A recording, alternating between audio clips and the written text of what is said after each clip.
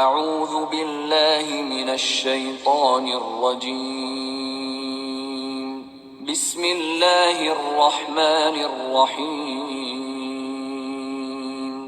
ان اللہ اصطفى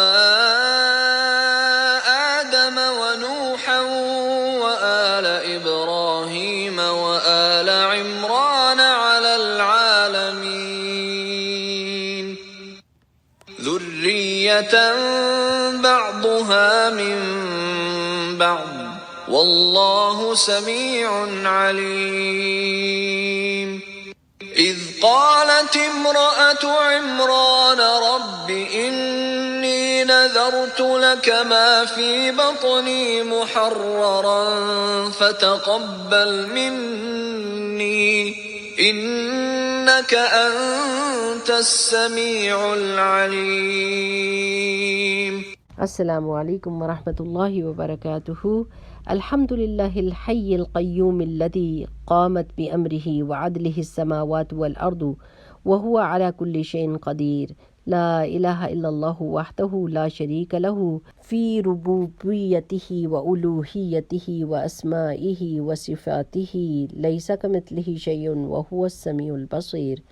اللہ کے لیے سب تعریف ہے جو زندہ اور قائم ہے، وہ ذات جس کے حکم اور عدل سے آسمان اور زمین قائم ہے، اور وہ ہر چیز پر پوری طرح قدرت رکھنے والا ہے۔ اللہ کے سوا کوئی معبود نہیں، وہ اکیلا ہے۔ اس کی ربوبیت، اس کی الوہیت، اس کے اسماء اور صفات میں اس کا کوئی شریک نہیں، اس کے مثل کوئی نہیں، اور وہ خوب سننے والا اور خوب دیکھنے والا ہے۔ جی میری پیاری بہنوں، آج ہم نے آیا نمبر 34 سے آگے اپنا سبق شروع کرنا ہے۔ یہاں سے شروع کریں گے انشاءاللہ تعالی۔ اعوذ باللہ من الشیطان الرجیم، بسم اللہ الرحمن الرحیم۔ انا بے شک، اللہ اصطفیٰ اس نے چن لیا۔ اب یہ جب حمزۃ الوصل بیچ میں لگا ہوتا ہے نا، اور جس کے اوپر نہ زبر نہ زیر نہ پیش کچھ بھی نہیں ہوتی، لیکن یہ بیچ میں کھڑا ہوا ہوتا ہے، اس کو پڑھنے کا طریقہ کیا ہے کہ حمزۃ الوصل کو گنے 1 اور اس سے اگلے لیٹر کو 2 اور اس کے اگلے لیٹر کو 3۔ تھرڈ لیٹر کے اوپر اگر فتحہ یا کسرہ ہو تو حمزۃ الوصل کے نیچے کسرہ لگتی ہے، ایک چیز۔ اگر تھرڈ لیٹر پر ضمہ ہو تو حمزۃ الوصل پر ضمہ لگتی ہے۔ ٹھیک ہے میری پیاری بہنوں، یہ اگر آپ یاد رکھیں گے تو آپ کو پڑھنا بہت آسان ہو جائے گا۔ تو اصطفیٰ اس نے چن لیا، صاد فا واو اس کا روٹ لیٹر ہے، اور چننا کہتے ہیں کسی کی کسی خصوصیت کی وجہ سے اس کو چن لینا۔ کس کو چنا؟ آدم علیہ السلام کو۔ اور آدم کا روٹ لیٹر کیا ہے؟ حمزہ دال میم، اور آدم کہتے ہیں ڈارک سکن کو نا، تو آدم و نوحن، اور نوح علیہ السلام کو، اور نوح علیہ السلام کون تھے؟ آدم ثانی، ٹھیک ہے نا، ان کو کہا جاتا ہے، یعنی انسانوں ساری دنیا جو ہے طوفان نوح میں ڈوب گئی تھی، تو پھر اس کے بعد نوح علیہ السلام کے ساتھ جو بندے تھے وہاں سے دوبارہ سے نسلیں شروع ہوئی تھی نا، تو نوحن و آل ابراہیم، اور آل ابراہیم علیہ السلام کو۔ آل کس کو کہتے ہیں؟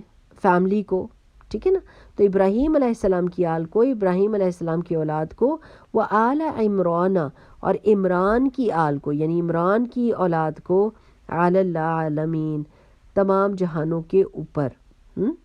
کس وجہ سے چنا ہوگا اللہ تعالیٰ نے، یہ ہم دیکھیں گے اپنی تفسیر جس وقت ہم کر رہے ہوں گے۔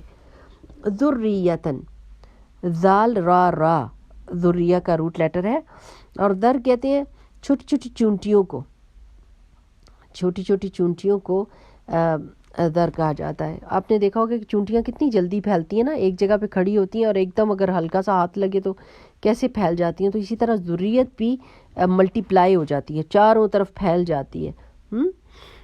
تو ذریتم بعدھا، بعد ان کے، من بعد بعد سے ہیں، واللہ اور اللہ تعالیٰ سمیع علیم خوب سننے والا اور خوب جاننے والا ہے۔ اب آپ یہ دیکھیں کہ سورہ آل عمران کا کیا مین فوکس اور کیا مین ٹارگٹ ہے، اور وہ ہے نصارہ کے عیسیٰ علیہ السلام کو نعوذ باللہ خدا کا بیٹا کہنے کو رد کرنا، ٹھیک ہے نا، اور اس رد کے لیے اللہ سبحانہ و تعالیٰ ایسی دلائل دے رہے ہیں جس کی وجہ سے ہر انسان، خواہ اس کی کوئی بھی عمر ہو، اس کو بات سمجھ آ جائے گی۔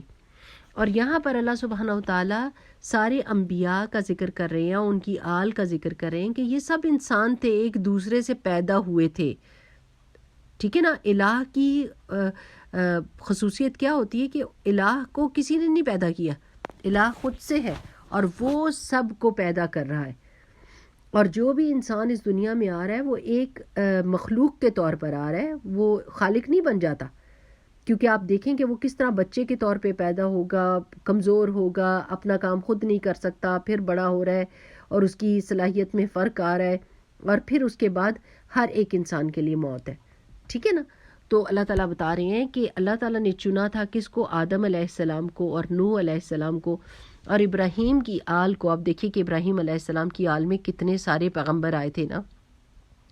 وآل عمران، عمران کا ورڈ یہاں پر بہت امپورٹنٹ ہے کیونکہ عمران دو ہسٹری میں گزرے ہیں.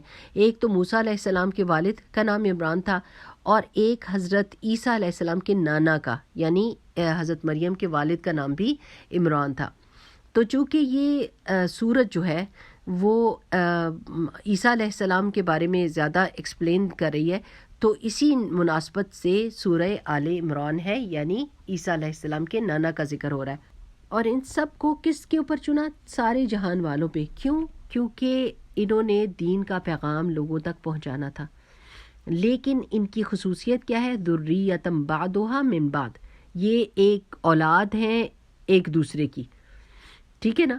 ابراہیم علیہ السلام کو کیا کہا جاتا ہے؟ وہ ابو الانبیاء ہیں، انبیاء کے والد ہیں، یعنی بہت سارے انبیاء ان کی آل میں سے آئے ہیں. لیکن ہے تو اولاد ہی تھے نا کسی کے. ابراہیم علیہ السلام بھی کسی کی اولاد تھے اور ابراہیم کی اولاد بھی کسی کی اولاد تھی. ٹھیک ہے نا. تو واللہ سمیع علیم، اللہ تعالیٰ خوب سننے والا اور جاننے والا ہے. اللہ سبحانہ وتعالیٰ کو پتہ ہے کہ انسان کس طریقے سے ان چنے ہوئے پیغمبروں کو اللہ کے ساتھ جوڑنے کی کوشش کرتا ہے اور اللہ سبحانہ وتعالیٰ کے درجے تک پہنچانے کی کوشش کرتا ہے، جو انتہائی غلط بات ہے. اب اللہ تعالیٰ وہ کہانی پوری سنائیں گے حضرت عیسیٰ کی پیدائش کی، تاکہ سارے جو کنفیوژنز نصارہ کو ہیں ان کے بارے میں وہ سارے ہٹ جائیں. اذ جب، قالت کہا، قالت میں یہ جو تا ہے یہ مؤنث کی ہے. ٹھیک ہے. کہا کسی عورت نے کہا، امرأتو بیوی نے، عمران کی. اب یہ کون تھی؟ حضرت عیسیٰ علیہ السلام کی نانی. ٹھیک ہے نا. امرأتو عمران کون ہے؟ مریم علیہ السلام کی والدہ اور عیسیٰ علیہ السلام کی نانی، اور ان کے ہسبینڈ فوت ہو چکے تھے. ٹھیک ہے.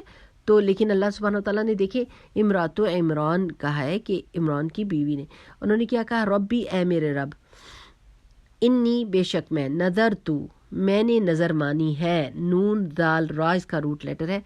نظر وہ چیز ہوتی ہے جو اللہ تعالیٰ نے آپ کے اوپر لازم نہیں کیا، اللہ تعالیٰ نے آپ کے اوپر فرض نہیں کیا، لیکن آپ نے اپنے طور پر کسی نیکی کے کام کو اپنی جان کے اوپر فرض کر لیا.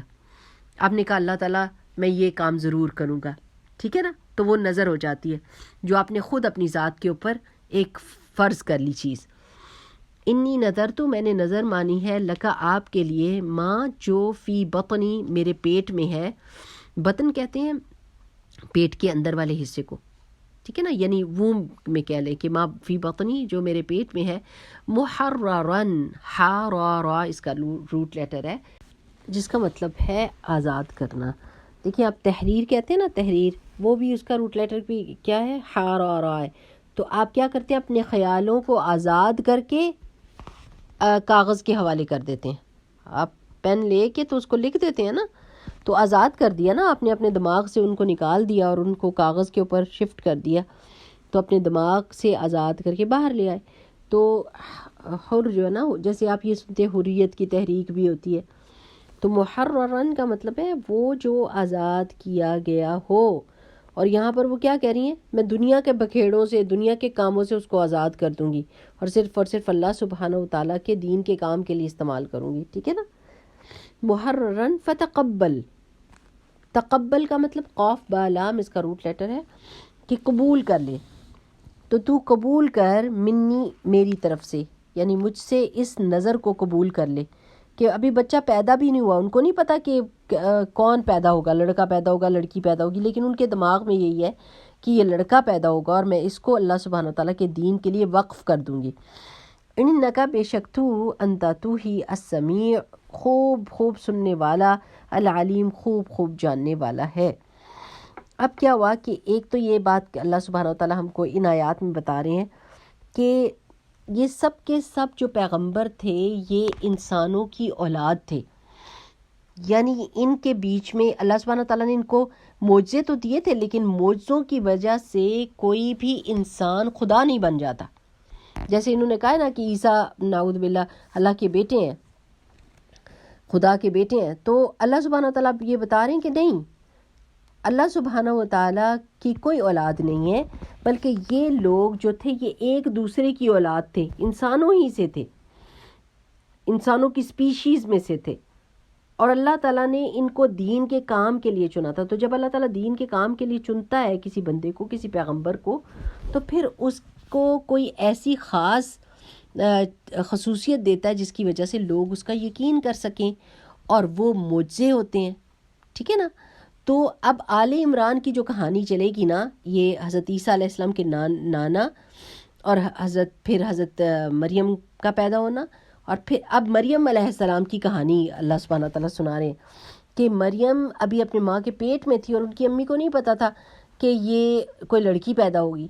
تو انہوں نے اسی وقت نظر مان لی کہ جو بھی بچہ میرے پیٹ میں ہے اللہ سبحانہ تعالیٰ میں اس کو آپ کے دین کے لیے وقف کرتی ہوں، اور اس کو دنیا کے بکھیڑوں سے میں آزاد کروں گی، میں اس سے کوئی دنیا کا کام نہیں لوں گی، اور صرف وہ اللہ سبحانہ تعالیٰ کی دین کے لیے وقف ہوگا. اب یہاں پر ایک سوچنے کی بات یہ ہے کہ ایک ایسی عورت جو بیوہ ہے اور جس کو پتہ ہے کہ جو بھی میرا بچہ پیدا ہوگا، عورتیں اکثر و بیشتر کیا کرتی ہیں کہ اگر وہ پریگننٹ ہیں اور ان کا خاوند فوت ہو جاتا ہے تو وہ روتی رہتی ہیں اور کہتی ہیں کہ یہ بچہ جب پیدا ہوگا تو میرے بڑھاپے کا سہارا ہوگا، یہ میرا دایاں بازو بنے گا، یہ مجھے سنبھالے گا اور میری دکھ درد کو دور کرے گا. لیکن یہاں پر آپ بالکل ایک ڈیفرنٹ سٹوری دیکھ رہے ہیں. ایک بہت ہی بہادر خاتون ہے، اور وہ اللہ سبحانہ و تعالیٰ سے کیا دعا کر رہی ہیں کہ اللہ تعالیٰ مجھے اس بچے سے کوئی دنیا کا کام نہیں لینا، اور میں اس بچے کو آپ کے دین کے حوالے کرتی ہوں. ہم اگر سوچیں اس جگہ پر آ کے کہ اگر ہماری ایسی حالت ہو تو پھر ہم اپنے بچوں کو کیا بنائیں؟ ڈاکٹر بنائیں، انجینئر بنائیں؟ یعنی دعائیں مائیں بچپن سے شروع کر دیتی ہیں کہ اللہ میرے بچے کو ڈاکٹر بنا دے، ہمارے دکھ اور دل درد دور ہو جائیں، اور اس کو انجینئر بنا دے، اس کو لائق فائق بنا دے تاکہ ساری دنیا میں اس کا نام ہو اور ہماری دکھوں کی کہانی ختم ہو، ہمارے بھی دن بدلیں. بالکل ایسی بات ہوتی ہے نا. عام انسان کس طریقے سے سوچتا ہے، لیکن جن کو اللہ تعالیٰ نے چنا ہوتا ہے اور جن کے دل اللہ تعالیٰ سے جڑے ہوتے ہیں وہ دیکھیں کیسی دعائیں کرتے ہیں. اللہ تعالیٰ سے دعا کریں اپنی اولاد کے لیے بھی کہ اللہ تعالیٰ دین کی، ایمان کی، قرآن کی خدمت کے لیے، مسجد کی خدمت کے لیے ہماری نسلوں کو چن لے اللہ تعالیٰ، اور قیامت تک ہماری نسلوں کو قائم رکھ، اور ان میں سے ایسے لوگ پیدا کر جو سچے اور حق والے دین کے اوپر قائم دائم رہیں، جو قرآن اور سنت رسول صلی اللہ علیہ وسلم پر جمے رہیں اور وہ لوگوں کو دین کی طرف بلاتے رہیں. دعا تو کر سکتے ہیں نا. اب یہ بھی تو دعا ہی تھی نا، اور ایک قسم کا ان کا ڈٹرمنیشن تھی کہ میں اپنے بچے کو اللہ کے دین کے لیے استعمال کروں گی. تو چلے اگر آپ کے بچے پیدا ہو چکے ہیں اور آپ نے پریگننسی کے دوران یہ دعائیں نہیں کی تو اب کر لیں یہ دعائیں کہ اللہ سبحانہ وتعالیٰ ہمارے بچوں میں سے، اور اگر آپ کے بچے بھی بڑے ہو گئے تو اپنی آگے کی پوتوں پوتیوں کے لیے، نواسیوں کے لیے دعائیں کرنے لگ جائیں. دعا پر تو کوئی پیسہ نہیں لگتا، یا دعا میں تو کوئی دیر نہیں ہوئی، آپ دعائیں کرنے لگ جائیں کہ اللہ تعالیٰ ہماری فیملی کو دین کی خدمت کے لیے چن لے. تو اللہ تعالیٰ کیا ہے، انک انت السمیع العلیم، اللہ تو بہت دعاؤں کا سننے والا ہے اور بہت جاننے والا ہے. کس چیز کو جاننے والا ہے؟ دعاؤں کو اللہ تعالیٰ سنتا ہے اور نیتوں کو جانتا ہے. یعنی ہماری نیت کیا ہے، کوئی دکھاوے کے لیے بوسٹ فلی تو نہیں کہہ رہے کہ ہم تو بس دعا ہی یہ مانگتے ہیں کہ اللہ تعالیٰ ہمارے بچوں کو دین کے لیے قبول کر لے. نہیں، عمل اس کو پروو کرے گا نا. تو اللہ سبحانہ وتعالیٰ سننے والا بھی ہے دعاؤں کو اور جاننے والا بھی ہے نیتوں کو. اب یہاں پر ہم رکیں گے اور اگلے کلپ میں ہم دوسرا آیت کو کریں گے انشاءاللہ تعالیٰ، اس کا ورڈ انالیسس اور اس کی تفسیر. تب تک کے لیے اجازت. السلام علیکم ورحمۃ اللہ وبرکاتہ. بارک اللہ فیکم. سبحانک اللہم وبحمدک، نشہد ان لا الہ الا انت، نستغفرک ونتوب الیک. السلام علیکم ورحمۃ اللہ وبرکاتہ.